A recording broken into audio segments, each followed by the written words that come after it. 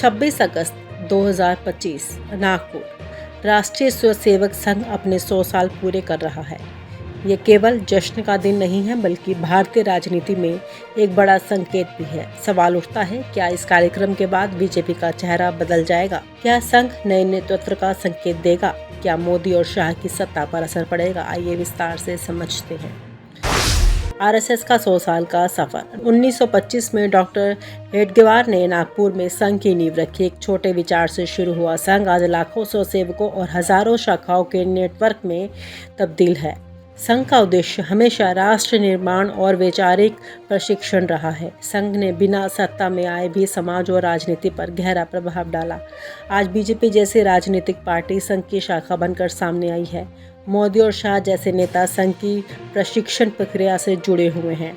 संघ का 100 साल का कार्यक्रम सिर्फ जश्न नहीं बल्कि संदेश भी है कि संगठन की ताकत अभी भी कायम है।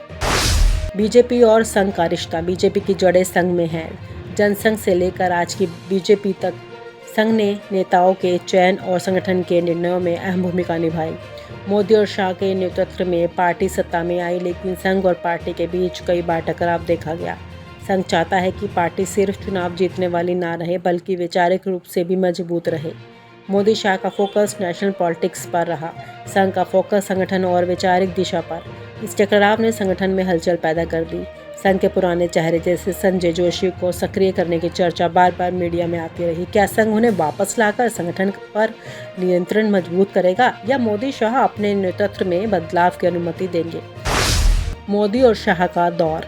मोदी और शाह ने बीजेपी को चुनावी मशीन में बदल दिया है। सत्ता पर पकड़ मजबूत हुई, लेकिन संघ के दृष्टिकोण में पार्टी का उद्देश्य सिर्फ सत्ता तक सीमित नहीं होना चाहिए।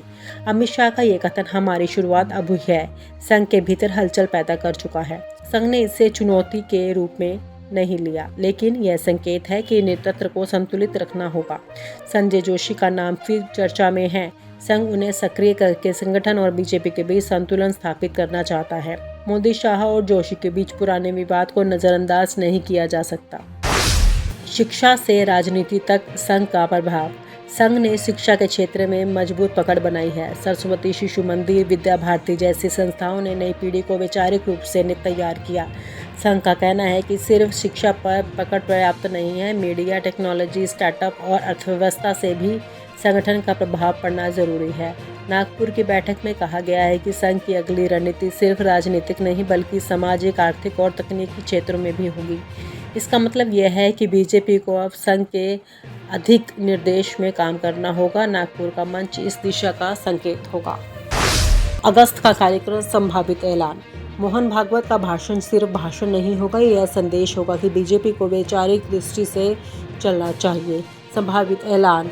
संजय जोशी को या पुराने स्वयंसेवक की सक्रियता, नए नेतृत्व का संकेत, संगठन का विस्तारित एजेंडा, शिक्षा से आगे बढ़कर अन्य सेक्टर।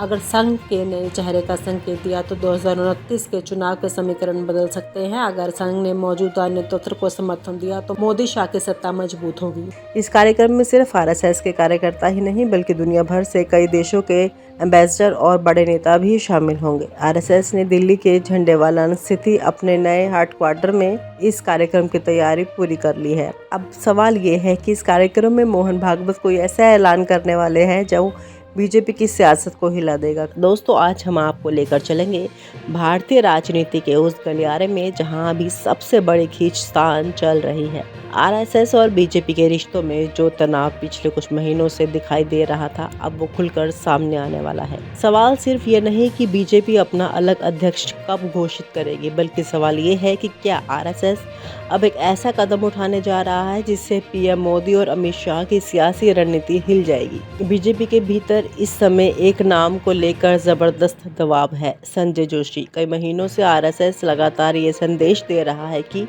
संजय जोशी को दोबारा सक्रिय राजनीति में लाया जाए, लेकिन नरेंद्र मोदी और अमित शाह इस मांग को लगातार टालते रहे हैं। वजह साफ है, मोदी और जोशी के रिश्ते कभी अच्छे नहीं रहे। गुजरात की राजनीति से लेकर दिल्ली तक इन दोनों नेताओं के बीच का टकराव। आज की स्थिति ये है कि बीजेपी ने अब तक नए पार्टी अध्यक्ष का नाम घोषित नहीं किया। ये वही अध्यक्ष है जिसकी घोषणा कई महीनों पहले हो जानी चाहिए थी, लेकिन हर बार कोई ना कोई बहाना सामने आ जाता है। कभी लोकसभा चुनाव के बाद की व्यवस्था, कभी राज्य चुनावों की तैयारी, कभी गठबंधन में बदलाव का बहाना। ये सच है कि मोदी शाह दोनों ये फैसला इसलिए टाल रहे हैं क्योंकि आरएसएस ने साफ कह दिया है, जब तक संजय जोशी की सक्रिय राजनीति नहीं होती तब तक बात नहीं बनेगी। अब बात करते हैं मोहन भागवत की। सूत्रों के मुताबिक भागवत ने कई बार नरेंद्र मोदी से सीधे बातचीत करके ये बात समझाने की कोशिश की है कि उन्होंने कहा है कि संगठन में संतुलन बनाए रखना जरूरी है। संजय जोशी का नाम सिर्फ एक व्यक्ति का मुद्दा नहीं है, बल्कि आरएसएस के अधिकार और बीजेपी के ऊपर उसके प्रभाव का प्रतीक है। लेकिन पीएम का रुख अब भी सख्त है। मोदी ये संदेश दे चुके हैं कि संगठन में किसे जगह देनी चाहिए और किसे नहीं। इसका फैसला बीजेपी का नेतृत्व करेगा, ना कि नागपुर। तो फिर मोहन भागवत क्या करने जा रहे हैं? यही है इस कहानी का सबसे बड़ा ट्विस्ट। 11 सितंबर, ये तारीख याद रखिए। ये दिन मोहन भागवत का जन्मदिन है और इसके बाद इस महीने के आखिरी में ही दिल्ली में आरएसएस का 100 साल का भव्य कार्यक्रम होने जा रहा है। इस कार्यक्रम में सिर्फ आरएसएस के कार्यकर्ता ही नहीं, बल्कि दुनिया भर से कई देशों के एम्बेसडर और बड़े नेता भी शामिल होंगे। आरएसएस ने दिल्ली के झंडेवाला स्थित अपने नए हेडक्वार्टर में इस कार्यक्रम की तैयारी पूरी कर ली है।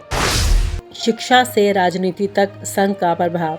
संघ ने शिक्षा के क्षेत्र में मजबूत पकड़ बनाई है। सरस्वती शिशु मंदिर, विद्या भारती जैसी संस्थाओं ने नई पीढ़ी को वैचारिक रूप से तैयार किया।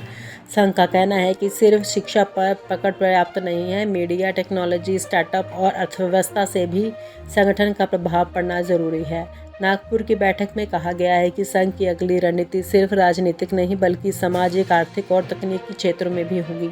इसका मतलब यह है कि बीजेपी को अब संघ के अधिक निर्देश में काम करना होगा। नागपुर का मंच इस दिशा का संकेत होगा। अगस्त का कार्यक्रम, संभावित ऐलान। मोहन भागवत का भाषण सिर्फ भाषण नहीं होगा, यह संदेश होगा कि बीजेपी को वैचारिक दृष्टि से चलना चाहिए। संभावित ऐलान, संजय जोशी को या पुराने स्वसेवक की सक्रियता, नए नेतृत्व का संकेत, संगठन का विस्तारित एजेंडा, शिक्षा से आगे बढ़कर अन्य सेक्टर।